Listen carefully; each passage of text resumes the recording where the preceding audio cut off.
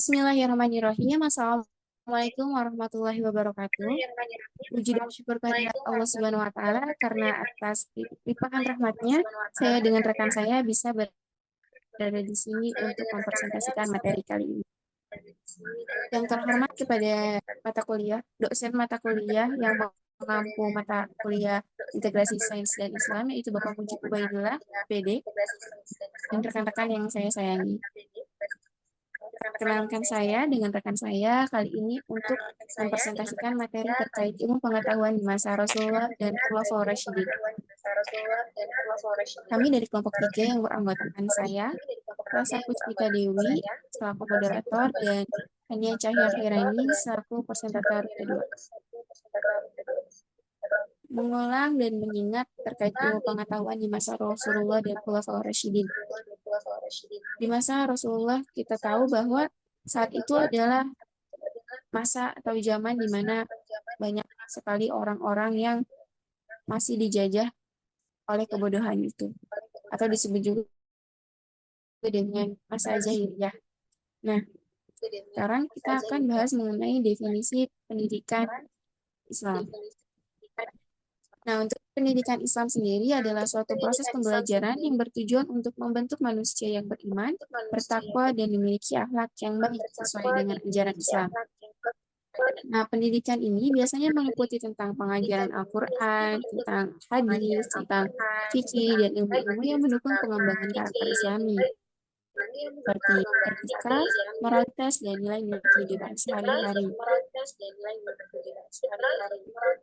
Nah, untuk ilmu pengetahuan di zaman Rasulullah, pendidikan yang diberikan oleh Nabi Muhammad kepada pengikutnya didasarkan pada wahyu Allah Subhanahu wa taala yang disampaikan melalui malaikat Jibril atau Al-Qur'an yang turun sesuai dengan tahapan pendidikan yang telah ditetapkan. Nah, ingat bahwa Nabi Muhammad itu selalu diberikan wahyu melalui malaikat Jibril. Begitu juga pada pengetahuan ketika di zaman Rasulullah, ilmu pengetahuan itu turun melalui malaikat Jibril dan juga tercantum dalam Al-Quran. Seperti contohnya itu ketika Nabi Muhammad merasa dia itu sedang sendiri, atau merasa kok Allah tidak menunjukkan kasih sayangnya kepada saya selaku hambanya gitu.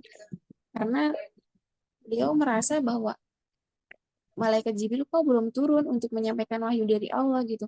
Maka dari itu Allah itu menurunkan Quran surat Ad-Duha yang isinya itu ya terkait bahwa Allah itu selalu ada bersama hambanya gitu. Nah, kemudian kita lanjut lagi bahwa pendidikan itu asal mulanya itu pendidikan di zaman Rasulullah itu awalnya itu dari Mekah. Nah, dari Mekah ini Rasulullah itu membina individu Muslim untuk menjadi seorang pemimpin atau pelopor yang kuat dan siap untuk memimpin umat Islam. Nah, biasanya pemimpin Islam ini juga ada syaratnya, yaitu dia merupakan agama Islam dan merupakan mubalik dan memiliki pendidikan yang baik. Nah, pendidikan pengajaran yang diberikan Nabi selama di Mekah ini ialah pendidikan terkait keagamaan dan akhlak, serta menganjurkan kepada manusia supaya menggunakan akal dan pikirannya guna memperhatikan kejadian manusia, hewan, tumbuhan, serta alam semesta sebagai anjuran pendidikan akhliyah dan ilmiah. Pada zaman Rasulullah juga, ilmu pengetahuan itu terfokus pada ilmu agama, pendidikan non formal, ilmu pengetahuan, dan ilmu metode pengajaran. Pada ilmu pengetahuan yang terfokus pada ilmu agama, yaitu pada zaman Rasulullah itu, yaitu ilmu terkait Al-Quran sebagai sumber ilmu. Nah, di mana Al-Quran menjadi sumber ilmu pengetahuan yang utama, di mana ayat-ayat Al-Quran itu mengandung berbagai pengetahuan tentang alam semesta, manusia, dan masyarakat. kita tahu bahwa teori-teori yang ada di dunia ini sudah banyak juga yang memang tertulis dalam Al-Quran sebelumnya, baik itu ilmu mengenai evolusi atau ilmu mengenai alam semesta lainnya gitu, ilmu mengenai penciptaan manusia juga sudah tercantum dalam Al-Quran. Nah, kemudian pengetahuan atau pendidikan terkait hal al-hadis sebagai pelengkap Al-Quran. Nah, hadis-hadis Nabi Muhammad SAW juga menjadi detail tentang berbagai aspek kehidupan, termasuk etika, sosial, dan ekonomi. Misalnya kayak hadis eh, tentang membuang sampah pada tempatnya, itu kan menjadi pelengkap pada Al-Quran tentang yang menjaga kebersihan. Kemudian ada hadis tentang hadis ilmu sosial gitu. Nah, kemudian ilmu pengetahuan pendidikan dan formal, yaitu pertama itu masjid sebagai pusat pendidikan. Nah, kita kita harus mengetahui bahwa eh, maksud pendidikan non formal itu pendidikan yang tidak eh, terpaut tentang pendidikan materi, tetapi juga kita harus mengetahui bahwa masjid itu juga bisa dijadikan sebagai pusat pendidikan. Tuh, masjid tidak menjadi tempat ibadah saja, akan tetapi juga menjadi pusat pendidikan. Nah, di masjid juga Rasulullah mengajarkan berbagai ilmu kepada para sahabatnya. Kemudian, belajar sambil bekerja. Banyak sahabat yang belajar sambil bekerja. Mereka belajar langsung dari pengalaman hidup dan interaksi dengan Rasulullah. Kemudian yang ketiga yaitu ilmu pengetahuan. Ilmu pengetahuan yang kita ketahui seperti yang kita ketahui yaitu ada ilmu agama, ilmu bahasa Arab, ilmu sosial, ilmu alam. Nah, Rasulullah juga mengajari terkait ilmu pengetahuan agama, menyiarkan tentang agama-agama Islam misalnya kepada banyaknya manusia-manusia di zaman uh, jahiliyah waktu itu. Kemudian mengajarkan tentang ilmu bahasa Arab, bagaimana cara penggunaan atau mengartikan nafu-nafu atau mengartikan bahasa-bahasa Arab yang ada di Al-Quran. Nah, dengan adanya ilmu bahasa Arab ini sendiri dan bagaimana cara menyampaikan atau berbicara menggunakan bahasa Arab ini dengan baik gitu, tidak menyakiti hati seseorang. Kemudian ilmu sosial. Di ilmu sosial juga Rasulullah itu mengajarkan kepada hambanya umatnya untuk eh, apa ya? Untuk bisa bersosial dengan masyarakat lainnya gitu. Misalnya membangun suatu komunikasi yang baik untuk agar ketika kita membutuhkan seseorang, kita itu eh, bisa dengan apa ya namanya? Dengan hati yang tidak berat gitu meminta meminta pertolongan kepada orang gitu. Biasanya kan kalau misalnya kita tidak membangun suatu interaksi yang baik ketika kita membutuhkan pertolongan seseorang untuk meminta tolong aja kita merasa enggan, merasa malu. Kemudian ilmu pengetahuan alam. Rasulullah juga mengajarkan ilmu pengetahuan alam, misalnya tentang eh, alam-alam yang ada di muka bumi ini, kayak penggunaan tumbuhan, manfaatan eh, segala aspek yang ada di alam itu sendiri. Kemudian ada terakhirnya itu ilmu metode pengajaran, yaitu ada teladan, tanya jawab, dan diskusi. Nah, di ilmu metode pengajaran teladan, Rasulullah SAW memberikan teladan yang baik dan dalam segala hal. Beliau mengajarkan melalui tindakan dan perkataan. Nah, dengan tindakan Rasulullah yang sangat teladan itu, yang baik, baik budi pekerti maupun perkataannya, ketika metode pengajaran, jadi itu tuh kita bisa menyaring, kita bisa memfilter atau mencontoh bagaimana Rasulullah mengajarkan kepada umatnya dengan sikap yang teladan itu sendiri. Nah, kemudian metode pengajaran berupa tanya jawab. Nah, Kan Rasulullah itu sering berinteraksi ya dengan para sahabatnya atau dengan para umatnya gitu. Nah, dengan berinteraksi ini, kita tuh sama saja metode pembelajaran atau metode pengajaran yang biasa kita lakukan. Nah, dengan adanya tanya jawab ini kan berarti kita itu eh, mendorong diri kita untuk berpikir kritis dan untuk mencari jawaban dari pertanyaan-pertanyaan itu. Rasulullah juga kan tadi eh, seringnya berinteraksi dengan para sahabatnya melalui tanya jawab. Nah, ketika proses tanya jawab itu berarti adanya proses diskusi di mana Rasulullah itu sangat menyukai yang namanya eh, forum diskusi, di mana ketika diskusi yang kondusif itu Rasulullah itu bertukar pikiran dengan beberapa sahabatnya. Mungkin cukup sekian yang saya sampaikan. Eh, saya saya dipersilahkan kepada presentator kedua, yaitu ada Tania Cahya Hairani. Kepadanya dipersilahkan. Ya, baik kepada moderator. Selanjutnya, saya akan menjelaskan mengenai pengertian dari Khulafaur Rasyidin. Nah, Khulafaur Rasyidin ini berasal dari kata khulafa, yang mana artinya itu bentuk jamak dari khalifah.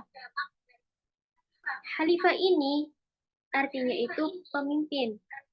Nah, kemudian sedangkan Ar-Rasyidin bisa diartikan dengan arif dan bijaksana. Jadi, arti dari Khulafaur Rasyidin adalah para khalifah yang arif dan bijaksana.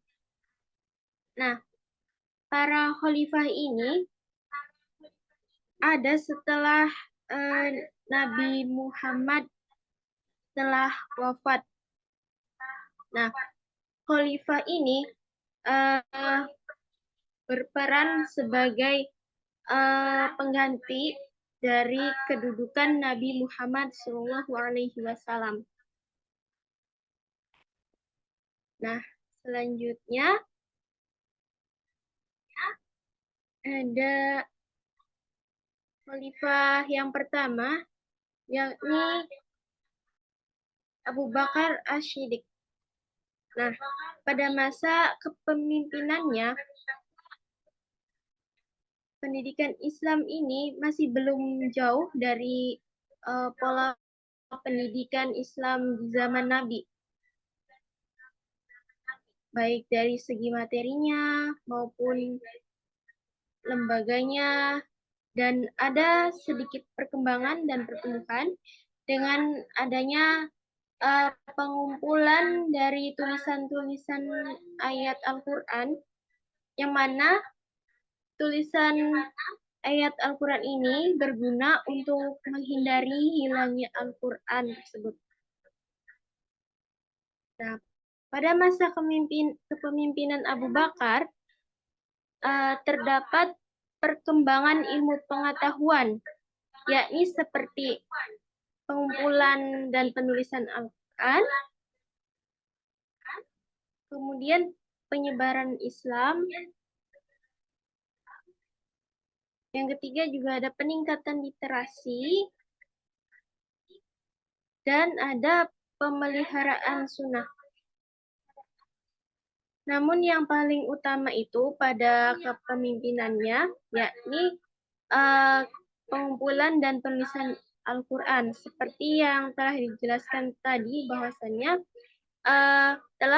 beliau ini telah mengumpulkan tulisan-tulisan ayat Al-Quran, yang mana gunanya ini untuk menghindari hilangnya Al-Quran. Nah, kemudian yang selanjutnya itu ada masa kepemimpinan Umar bin Khattab. Nah, Umar bin Khattab ini merupakan salah satu khalifah yang sangat bijaksana, Dan beliau juga memiliki perhatian yang besar terhadap pengembangan Islam dan ilmu pengetahuan. Pada masa kepemimpinan beliau, terjadi beberapa perkembangan yang sangat signifikan, baik dari bidang ilmu pengetahuan, nah terutama itu dalam konteks pengembangan segi Islamnya. Hal yang terkait dengan perkembangan ilmu pengetahuan pada masa Umar bin Khattab, ada pengembangan Al-Quran, pengembangan ilmu bahasa Arab, perkembangan ilmu fikih, dan pengembangan ilmu pengetahuan umum. Selanjutnya,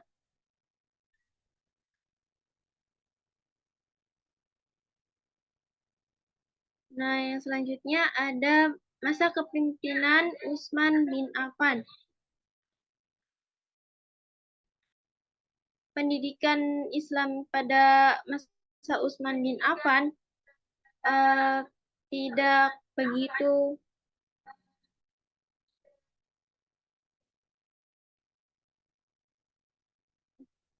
Utsman bin Affan. Ya, pada pendidikan masa Utsman bin Affan ini tidak begitu terlihat terjadi perkembangannya. Karena pada saat Utsman bin Affan ini hanya meneruskan pendidikan yang telah dijalankan oleh khalifah yang sebelumnya seperti Umar bin Khattab. Kemudian masa kepemimpinan Utsman bin Affan ini merupakan periode yang sangat penting dalam sejarah, khususnya itu pada pengembangan dan pelajaran agama Islam. Nah, kemudian hal yang terkait pada masa perkembangan ilmu pengetahuan dan kepemimpinan Utsman bin Affan ini, yang pertama yakni pengumpulan dan penyusunan Al-Quran, kemudian pengembangan ilmu hadis, dan yang ketiga ada peningkatan literasi, 4 perkembangan ilmu bahasa Arab, dan kelima ada peran dalam pengembangan ilmu fikih. Namun beliau juga lebih mementingkan pengumpulan dan penyusunan Al-Quran supaya Al-Quran itu bisa menjadi bersatu penyusunannya.